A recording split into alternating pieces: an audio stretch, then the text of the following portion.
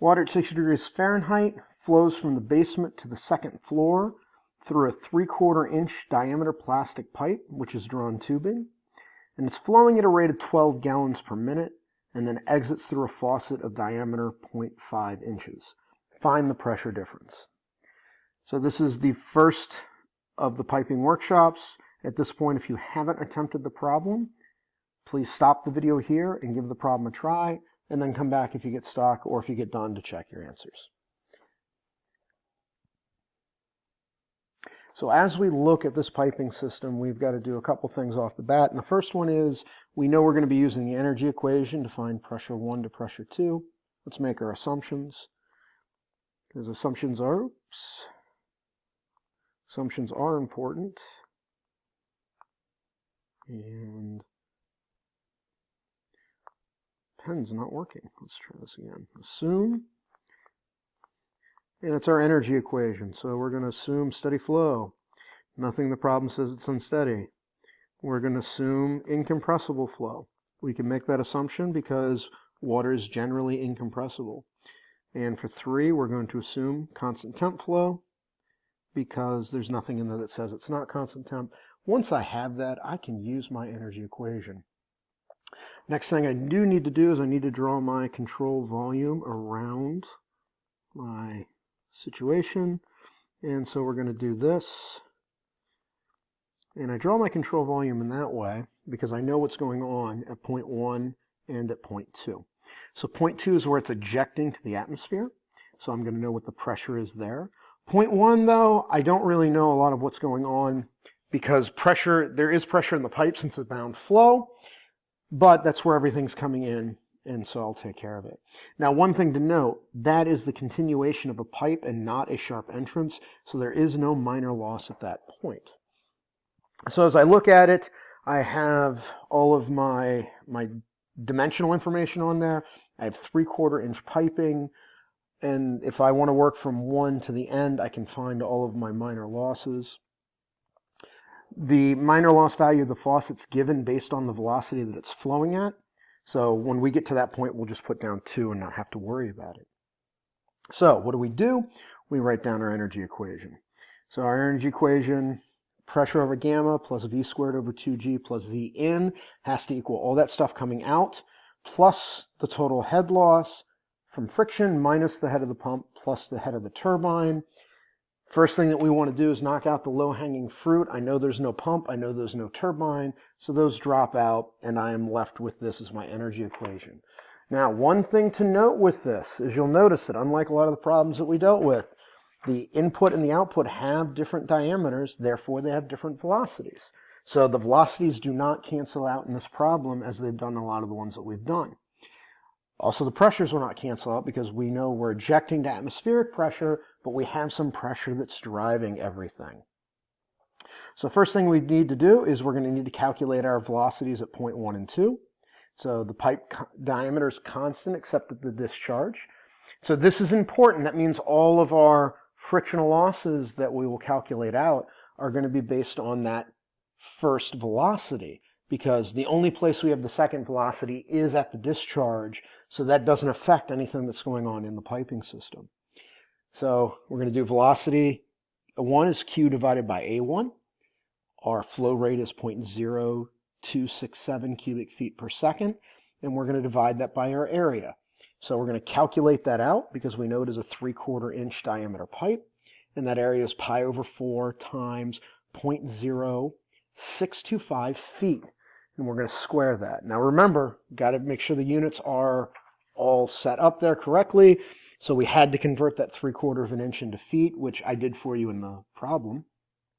And that's going to give you 8 feet per second to finish. So that's the flow rate through the entire thing except at the discharge. Since the diameter changes the discharge, and we know that all the mass in has to equal all the mass out, it's got the same Q, it's got the same flow rate, so we can calculate out the velocity. And since that area is getting smaller, we know that that velocity should be going up. So if I look at the second one, I have Q over A2. I use the same Q. Now I divide it by the different area, which is the area for the 1/2 inch. And so to have that same flow rate, the velocity at point 2 has got to kick up to 19.6. So from there, we've got the velocities now. We're going to need to calculate out how much frictional losses that we have. So the first thing we do is we're going to go to Reynolds number. So calculate out Reynolds number, VD over nu. We can look up nu. Water at 60 degrees C is going to be 1.21 times 10 to the negative 5 foot squared per second. And then we just multiply everything out. We'll get a Reynolds number of 45,000. Now, 45,000 is definitely in the turbulent range. It's well above the 4,300 that we use as our edge of turbulence. So now we're going to have to use the Darcy-Weisbach equation, which means now that we have to calculate out epsilon. So if we take a look in our book, epsilon for drawn plastic tubing is 0.000005 feet. Really small, but that's fine. So if we take that, divide it by our diameter of our pipe, we're going to get an epsilon, surface roughness ratio, epsilon over d, of 0.00008. We take that to our Moody chart, and now what we do is we identify which line we're going to use. So there is 0001, there is quad 05, so we're going to be a little bit closer to 1 than we are to 5, so we'll kind of sketch in our curve there right between everything. And now we have to go to our Reynolds number, which is 4.5 times 10 to the 4th, which is going to be right about there. And see, we can see all these lines start to collapse together here. So if we draw this over, we should be getting a Darcy friction factor of around 0.215. Now, of course, that's kind of hard to eyeball from the chart, but you should be able to get close. I actually got that from the solution of the Colebrook equation, but we should all be able to get relatively close to that. So the next thing we need to do is we got to look at our minor losses. And so we have a total of 6 minor losses within the system. We have the faucet, which is given to us in the problem, is 2. Now, that one, there is no exit there, as we've done in other cases, because it's all part of the faucet itself. But we do have 4 threaded 90-degree elbows, and we have 1 globe valve. Now, those are all threaded, but our pipe is 3/4 of an inch. You'll notice that our table is 1/2 inch to 1 inch. What do? Well, I have to do some interpolation. So we're going to be right between the 2 of them. So 90-degree regular elbows, we're going to be right between 2 and 1.5. That'll be 175.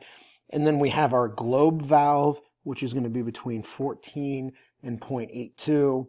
So that should be 11.1. So if we look at our total of our minor losses, 4 at 175, 1 at 11.1, and then 1.2 for the faucet will give us a total minor loss of 20.1. Okay, to solve that Darcy-Weisbach equation, we're going to need to know the length of the pipe. And we can look at the picture and we just add up all the lengths that we have. And we have to add up all the X and the Y lengths because it's the total length of the pipe. And you should be getting 60 feet for the length. And at that point, we have everything for the Darcy-Weisbach equation. Just plug the numbers in.